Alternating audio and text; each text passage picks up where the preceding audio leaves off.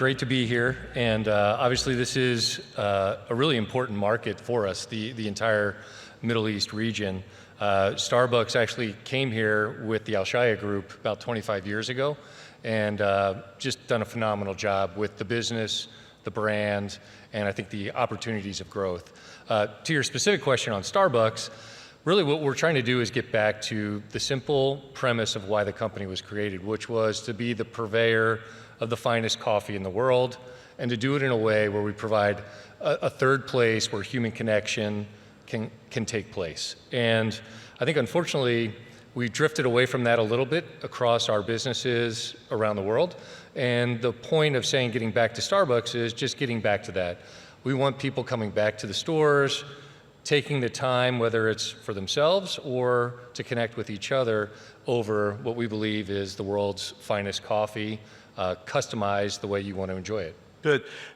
In the United States, I think you're going to do a trimming in terms of the offering, like the menu itself, which is cut down by a third, and you can't take that cookie cutter approach to every market, but how do you plan to, I'm curious, I know with Mohammed Alshaya and John Hedden, the CEO, they're probably looking to say, what's Brian thinking in terms of what the experience is going to be and how do you collaborate with them?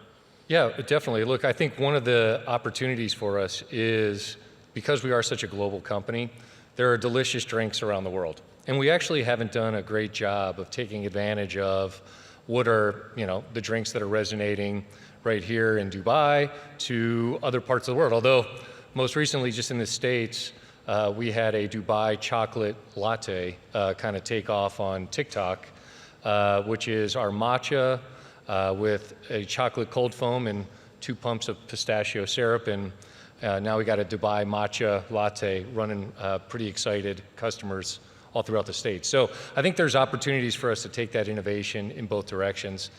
As it relates to reducing the menu, I just firmly believe if you rationalize 30, 40% of the business, it opens the door then for us to do innovation on bigger, better things. And then it gets rid of the things that are getting in the way of us being able to be innovative and deliver on those experiences that we want to provide. It's a core discussion here because this is about shaping the future of governments or shaping the future of industries. And there's a kind of a pushback against globalization, but you've turned this upside down. You said we could do a better job because we have a global footprint and sharing information between regions, between countries. And what does that translate into in terms of bettering Starbucks, for a better phrase? Yeah, look, I firmly believe that. I've been in this job for about 6 months, and I've had the opportunity to China, Japan, Korea, Italy, now here, and then I'll be going to Saudi and Kuwait. And the one thing that is consistently true, and this is, I guess, just a human truth, delicious products work in every market. And one thing that I've discovered is really interesting, delicious products in all these countries, cities, and I think we have the opportunity to take advantage of our global scale, our global palate, and bring that around the world so that people can almost experience other cultures through beverages and through the food that we provide. So that is what I think is a big opportunity for a global brand like Starbucks, and we just haven't taken advantage of that to date.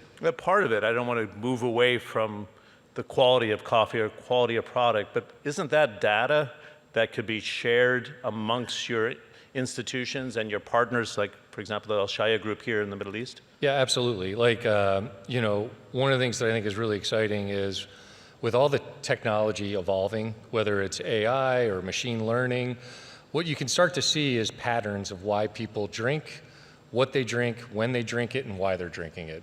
And those, I'd say nuggets or insights, what I've learned over time is it's true whether you're here in Dubai or whether you're in Tokyo, Japan, or whether you're in Dallas, Texas. And so if we can get down to those understandings and then apply those understandings through technology, it gives us the application then to have the right products at the right time for those customers in our stores pretty much anywhere in the world. Good. The number one product apparently here in Dubai is iced Americano white mocha, is that correct? That is correct, and by the way, that's pretty delicious. But what is the taste here? What's your inclination when you talk to your partners? What's in demand, and how does Brian work his magic? It's kind of a a poison chalice, right? Because you had such good success in different companies, and everybody's waiting for you to kind of sprinkle the nickel dust onto Starbucks to make it perform it's never done before. Yeah, the one thing that I would say that is, the foundation to Starbucks is the fact that we are sourcing, frankly, the best coffee beans around the world. And so when you start with what I believe is the best product at the foundation, you can build from there and innovate accordingly, and you end up with things like the iced Americano with the white chocolate mocha. So not surprising, coffee done correctly resonates really well. And I think the Alshaya group and team and Mohammed and John have done a fabulous job of taking, what is at the core, great product, put together now in a great environment, and then presented in drinks that really resonate with the palate locally. So that is what we're going to continue to do. It was actually just fun catching up with Mohammed this morning, talking about how we can use technology to drive the business so that we can give people the experiences that they want without losing that human connection. And I think that is a huge point of difference for Starbucks, is the ability to have this human connection where people, both our partners, our baristas, connect with the customer, and the customers have the time to connect with each other. Good. What was missing in your view, if you're surveying, you're 6 months into the process, you don't want to be best friends with the barista, but how do you get the balance right? And there's even jokes and memes and things like this about the initials or drawings on the cup and the rest. What is the experience that needs to change in your view? Or maybe it doesn't need to change in certain markets. Well, in some markets, I think actually they're doing a great job with the idea of having that human connection and providing that space where people can take time together. I think unfortunately in some markets, we've gotten too focused on transaction and just the speed of the transaction at the expense of hospitality and a moment of connection. And so we just got to strike the right balance. Great product with great human connection, I think, is really powerful. And I think unfortunately this is another global fact. People feel more and more lonely. And the loneliness comes from the fact that people are almost too engaged in their technology and not engaged enough with each other. And I think this is a place that, frankly, our company can step in and provide that opportunity for people, to finally get together with their friends again. When you look at surveys of young people, like under the age of 25, one of the number one things they say is, I want a place to get together with my friends again. And I think, unfortunately, COVID and the pandemic really isolated these young people, and now they want to figure out how they can find places again to reconnect with real human connections, with real friends. Good. It's interesting. Do you remember the Ellen DeGeneres, the talk show host? She did a skit, and she was saying those people that were camping out at Starbucks, like she was bringing like the garden hose and computers and cables and everything else. Yeah.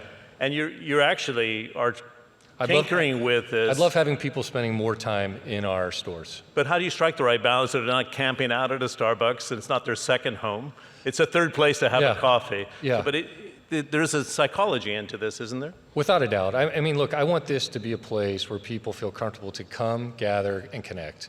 And, obviously, you got to be a customer. This is not just, a public service.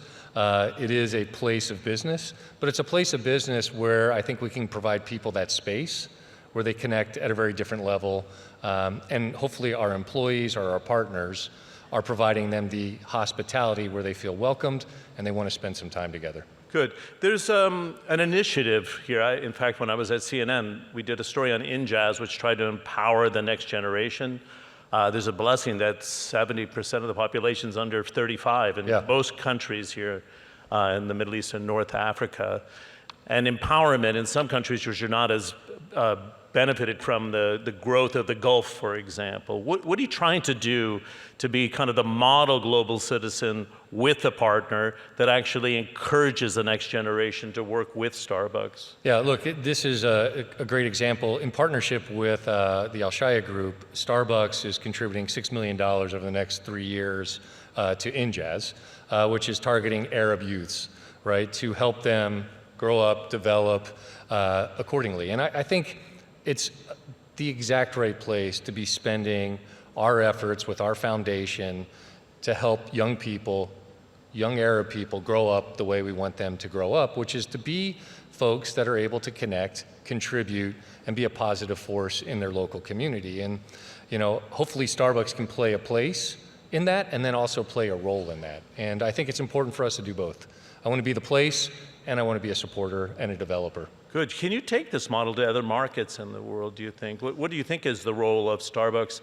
I mean, you are a coffee brand, but we're saying beyond coffee. What do you think, Brian? Yeah, look, this was one of the things I was in. I happened to be in Rome, Italy, and it was amazing. It was a group of young women, probably 18 to 20 some odd years old, and they were all walking, holding their Starbucks, talking to each other, and they had left the store. And at one point I thought this was like staged, and then I realized, no, this is actually happening. But the thing that was really exciting is when I got into the store, the number of young people that, sure, they had their laptops out or they had their phones out, but they were also talking with each other. And I think the power of just connecting together over a coffee or a meal is so powerful. And I think to give young people that place and invest in them so that they know that is a place for them to be, I think is hugely powerful, and it creates moments of powerful development. Myself, I think it's a great place to also meet with a young person. It takes some of the awkwardness out when you can present them with, in this case, their iced coffee and my hot Americano. You sit that down, you start to talk about life, how you can help give them insight, but also gain insight from them on how we can be a better company to support them on their journey too. Good.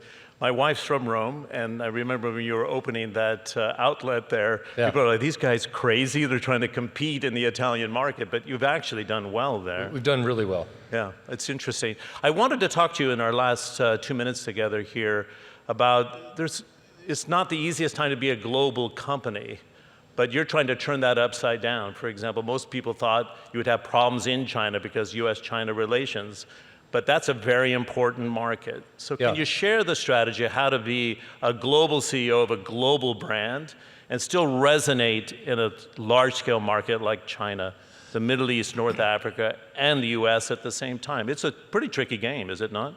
Look, I think it's one of those things where if we stay focused on what our mission and values are, which I think resonate globally, and I mentioned the mission, right? The mission is around this idea of being the purveyor of the finest coffee in the world and providing human connection through one cup, one person, one community at a time. That works everywhere you go in the world. And putting politics aside, I actually do believe what the world needs is a third place.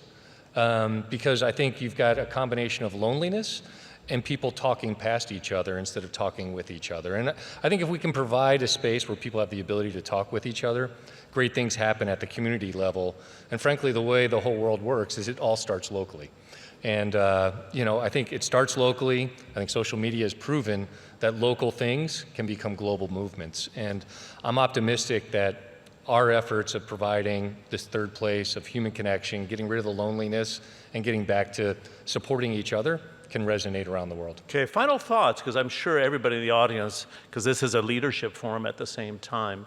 What is the magic of a good leader?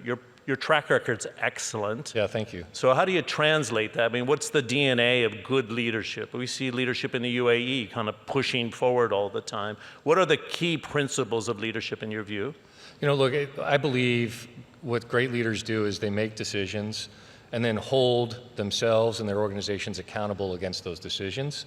And I also think great leaders aren't afraid to always be learning. I think the leaders that are always inquisitive, learning, and understand what their constituents need to be successful and what they're driving towards to be successful, I think is how you result in great places like Dubai. I think this is a great example of people that had clear vision that then executed against that vision and then delivered it on in a big way. And I think that's a hallmark of great leadership. Taking complicated ideas, turning them into simple ideas, taking action with decisive points of view, and then holding everybody accountable and learning along the way. Good. It's a good place to finish. It's a pleasure to meet. We only had a quick hello in the green room, but it really popped out on the stage. So nice to meet you. Can we have a nice round of applause for Brian Niccol, the thank you. Chairman and CEO of Starbucks. Yeah, thank you.